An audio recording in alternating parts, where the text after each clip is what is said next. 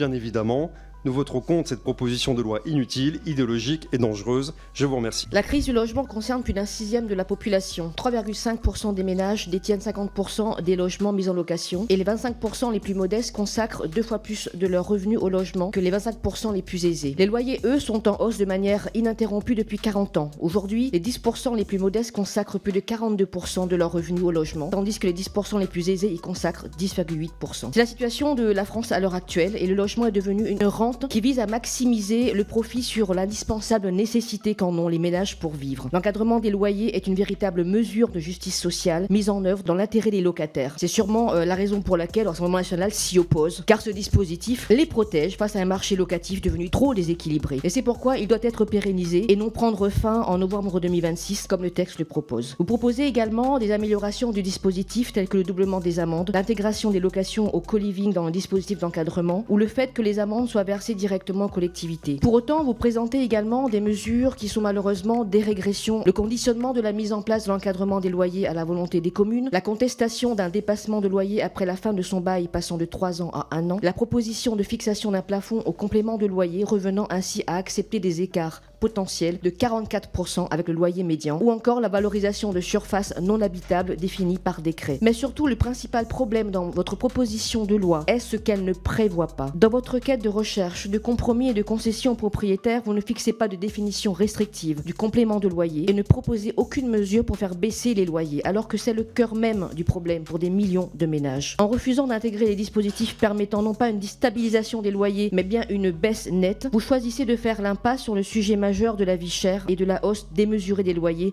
ces dernières décennies. Nous ne nous opposerons pas à cette proposition de loi car la pérennisation du dispositif d'encadrement des loyers qu'elle prévoit constitue en soi une avancée. Pour autant, elle pourrait être plus ambitieuse que sa version initiale et c'est en ce sens que vont nos amendements.